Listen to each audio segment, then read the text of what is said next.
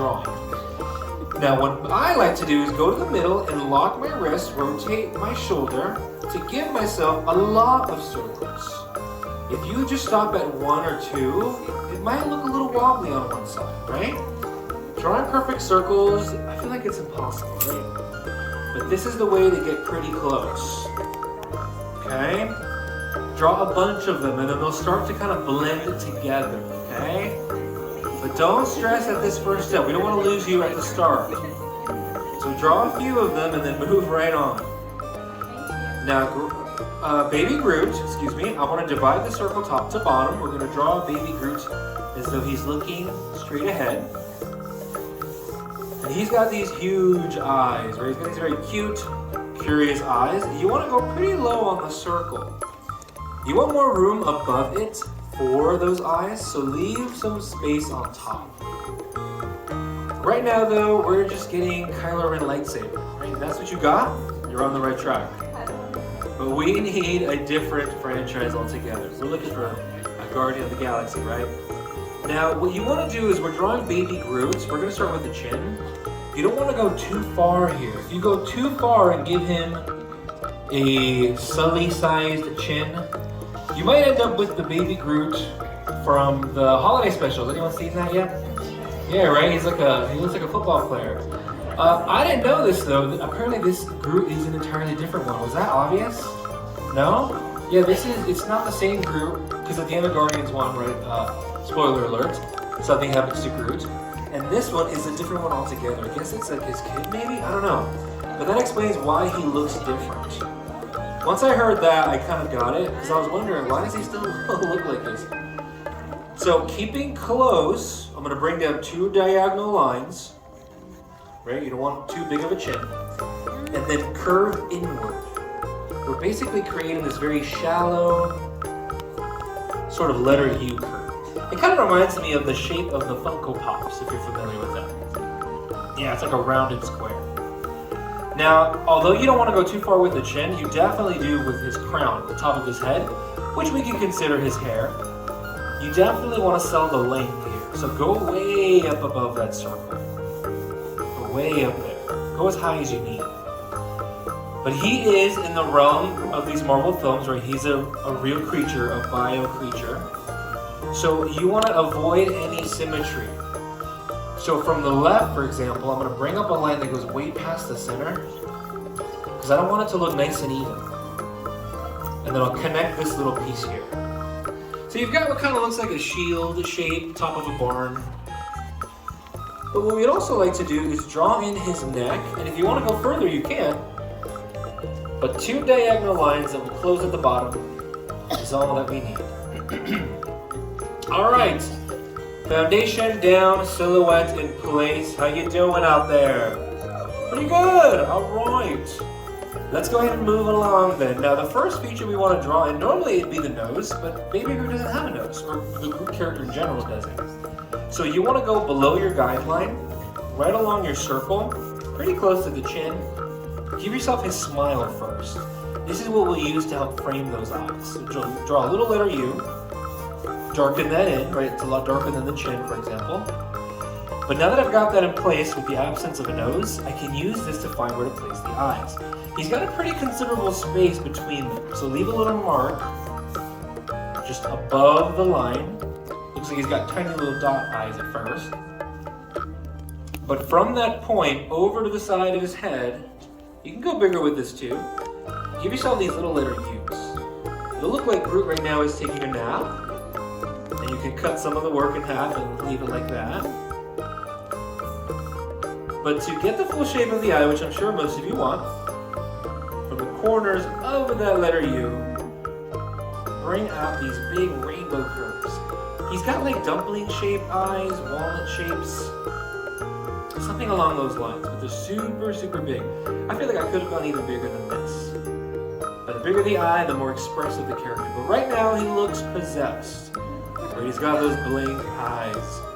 So what we like to do here is, of course, lock in the shape of the eye, but because his eyes are so large, they're going to catch a lot of light. And if you've been here before, maybe you've drawn Stitch or Grogu. They share a lot of similar features with the eyes. So lock them in, step number 1. And then what you want to do is, like our own eyes, Baby Groot has the whites in them. But his pupils are so large, we're just going to see just a tiny little sliver.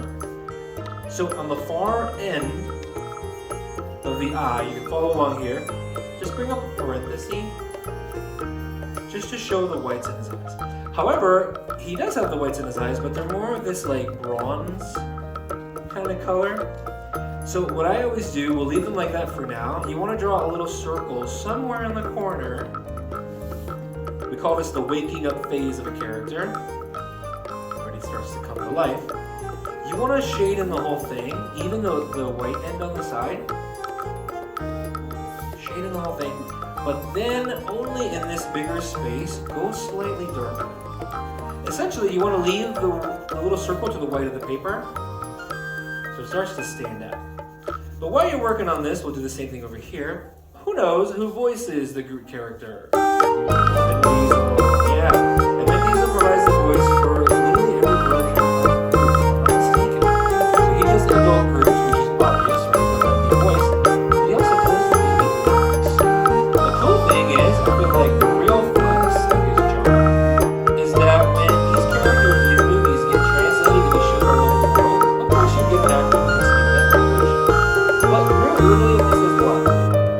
I am Groot, right? So I'm pretty sure it's easy to just translate that and say it over and over again. So it's actually Vin Diesel in every single speech.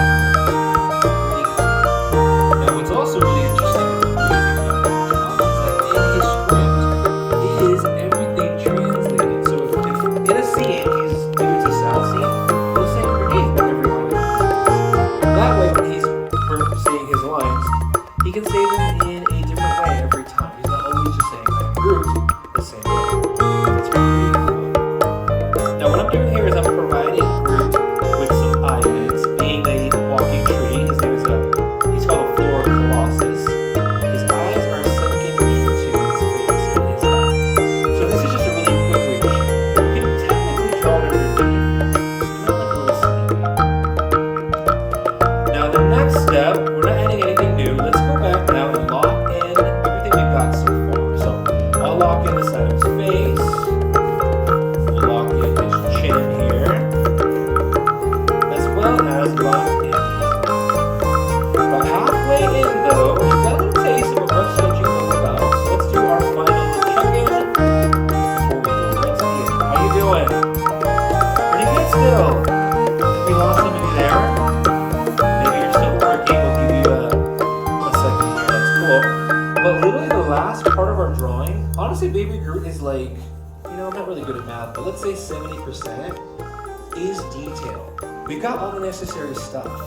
The really great thing about Baby Groot is that there's really no wrong or right way, I should say, to draw him. In fact, I'm betting on each of you having an entirely different drawing of Groot.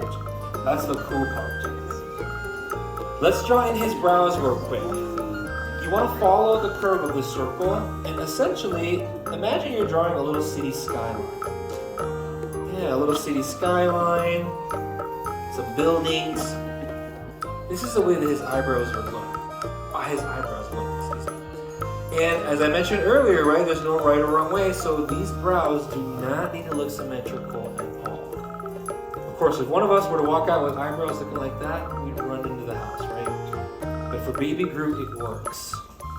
The more jagged, the better. Speaking of, you can even go back underneath your city skyline and start adding in some of that wood texture. Now these films get more and more detailed every time a new one comes out, right? That's a good thing. Originally though, Baby Groot, or the Groot character, looked a little bit different, and his storyline absolutely was different. Before, Groot belonged to a race of characters that actually would come to Earth, kidnap humans, and do experiments on them. So that's a lot different than the Groot that we got in the film, right? And that happens a lot in these movies. Now, to keep it frank and keep it simple, straight to the point, the top of his crown, this light portion, literally do what you just did to the brows. It's the same thing.